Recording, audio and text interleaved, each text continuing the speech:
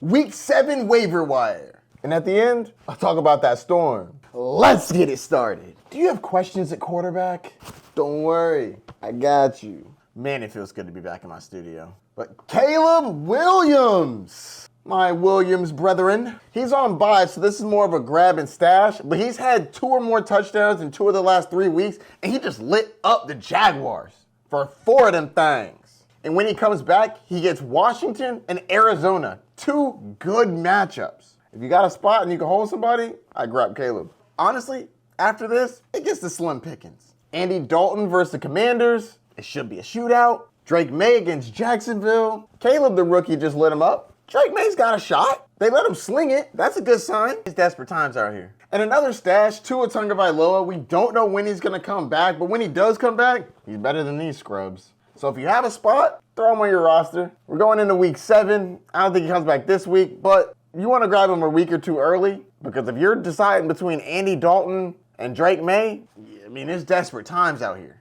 Are you having a rough time at running back? Don't worry, I got you. Tyrone Tracy. If you've been following me, he should already be on your roster. But if not, you might want to grab him. He was running back 5 last week. He was involved in the rushing and the passing game. Went 6 for 6 in his targets. That's nice. And if Devin Singletary sits out any longer, Tracy's going to get some work done. The rest of these guys are backups with upside. Either the starter is out, projected to be out, or they may be getting a bigger split. Isaac Griendo, if Madison can't play this week, I think Griendo gets some work. His stat line is a little misleading. He went 10 for 99 yards, which is really good. But one of them was like a 70-yard run. So he does have some explosive plays, but this is only if Jordan Mason is injured. If he's not, Griendo's not going to be very useful. But if he is injured, Griendo could get some work. Man, this next one I'm furious about. I am hot. I went back and forth between Ray Davis and Ty Johnson all week. I literally added and dropped him like twice. I went with Ty Johnson, and it was the wrong decision. Ray Davis balled out. Almost 150 all-purpose yards, currently running back 13. It wouldn't have won me the game, but it would have got me to the median, which I am still very upset about. I think I'm going to drop from 2nd to 3rd place, but still, I don't like that. Ugh.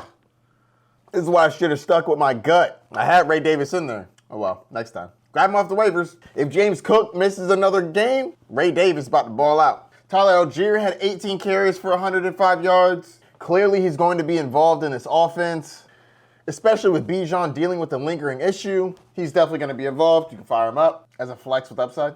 Jalen Warren is back in the Steelers' backfield. Worth an ad. Ty Chandler's on the bye. If you have Aaron Jones, I think he's a solid handcuff for if Jones doesn't play. I believe Jones should play, but if he doesn't, Chandler's going to be the dude. And running back number 1 on the week, Sean Tucker. If Rashad White ends up missing another game, I think Tucker gets involved. Do I think he's running back 1? No, of course not. But he's proven to be viable. He's not going to be the number 1 because Bucky's going to be the number 1. And if Bucky's out there, obviously grab him. But Sean Tucker is worth a speculative ad if Rashad White sits, but there's a lot of ifs and wishes for this. But, I mean, running back number 1 speaks for itself. It was garbage time, but, I mean, he did work. Moving on. Are you weak at wide receiver? Don't worry. I got you. Juju Smith-Schuster. He's only 25% owned. I told you to grab him last week. Well, nobody else grabbed him, and nobody's really going to think about him because he was on a bye. Didn't have a blow-up game. Oh, wait, he did. It was just 2 weeks ago, not last week. With Rashee Rice going down, they're going to have to throw it to someone. And Travis Kelce's going to be that dude. But Juju Smith-Schuster has been in this offense before and proven he's going to be better than most of the other guys you got and more reliable. I think Juju's going to get it done. He's not going to be Rashee Rice, but he's going to be a solid fill-in. Next up, Joshua Downs. 7 for 66 and a touchdown. That's pretty solid. I like him more with Joe Flacco just because I don't really trust Anthony Richardson. But I do think that he is a viable ad, rostered in less than 50% of leagues. I think you should grab him. I've been telling you to do it for a week now. These 2 guys are a package, so I'll talk about them together. Romeo Doubs and Christian Watson. Both of them don't get high volume, quasi-touchdown dependent, but they're both good athletes that have a shot to get a touchdown on any week. Not in love with either of them. You could play both of them. Hit some weeks, miss on other weeks. They're a viable option for a spot start. And they both get the Houston Texans next week, which means they're going to sling it. And one or both may catch a touchdown. I didn't expect Drake May to come in here slinging it, but he did. And Demario Douglas was the benefactor of that.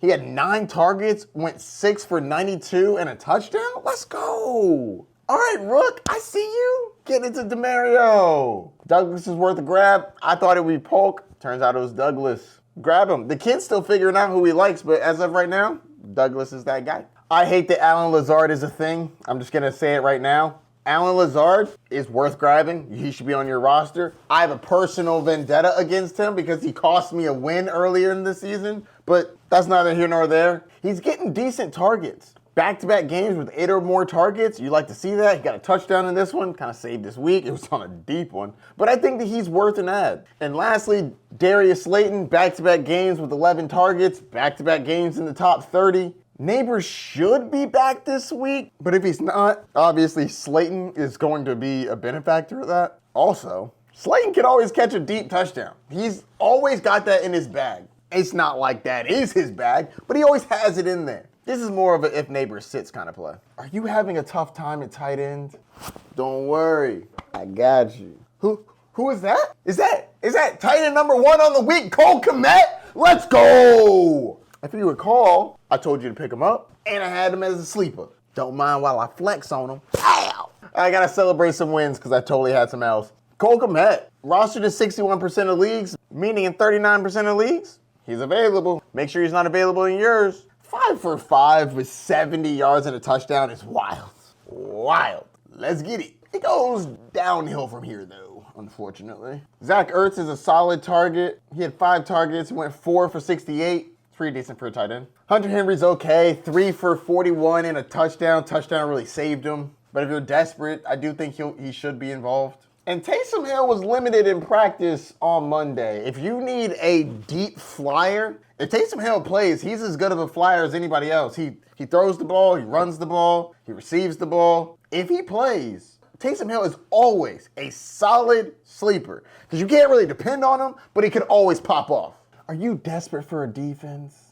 Don't worry, I got you. First up, the New Orleans Saints. Yes, I know they allowed the Tampa Bay Buccaneers to drop 50 on them. But they get the Denver Broncos, and I'm much less worried about Bo Nix on the road than them playing a veteran in my Tampa Bay Buccaneers. I think they should take care of business. I also like the Cincinnati Bengals versus the Cleveland Browns. If you haven't picked up the trend, follow the bad teams. Who are the Browns playing? Play those guys because Deshaun Watson is broken.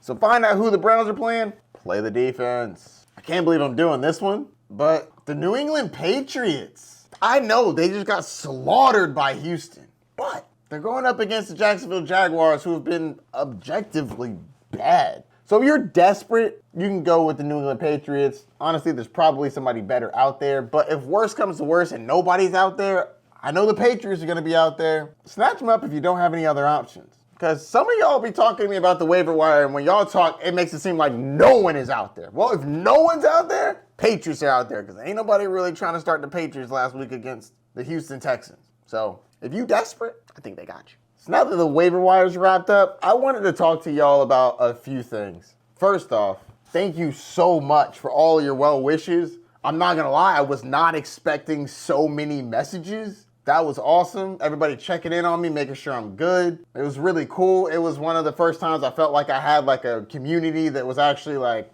got my back, worried about me. Like, hey man, make sure you get safe. I'm not gonna lie, it's been a crazy few days. From having a hurricane 2 weeks ago to having a hurricane this last weekend. And just to be clear, I'm a Floridian, born and raised in Tampa, Florida area. This one was like, hey, we're gonna be a little something, like a 3. And I was like, okay, we can handle a 3. Then it turned to 5, like mad far away. And I was like, I don't mess with 5s. So for a 2 to a 3, I was just gonna bunker down, put up the metal shutters, and keep it moving. I'd already stored up some food, but once it turned into a 5, I had to get my family up out of here. Y'all saw the video where I went to Orlando. I know my videos haven't been up to my normal par, but desperate times calls for desperate measures. Secured the house and had to get out of here. Went to Orlando. In Orlando, it was better, but we still had our trials and tribulations. Had a tornado warning, went downstairs. Then there was a flood watch, we were upstairs. But we made it through the storm, came back immediately after because my fiance is a nurse and she had to go in to help people that were affected during the storm. lost power, lost some shingles, some trees fell, but all in all, we're safe. Our place is for the most part safe other than the shingles. So yeah, thank you so much for checking up on us. I really, really appreciate it. I thought it was really cool. Everybody reaching out, wondering about us. Thank you very much. I've been doing this for a long time now. So it was really interesting to watch my fan base, you, Bay Nation, be genuinely concerned with my well-being. I'm just here to talk football and fantasy and stuff, and I got people like checking in on me, asking if I'm okay and all that stuff, telling me to get out of town, and it was cool. I'm thinking about doing some more live stuff so I can interact with y'all, talk with y'all a little more. Let me know what you think about that down in the comments. But yeah, so that's basically what happened. Let me know if you have any questions about that or fantasy football. Don't forget to, Don't forget to like, subscribe, and hit the notification bell down below. I got plenty more episodes coming this week. I know that last week was crazy, but now that I'm back, I got some cool stuff coming out. Can't wait to grade these players. Heck yeah. But I'll see you soon, Bay Nation. Peace.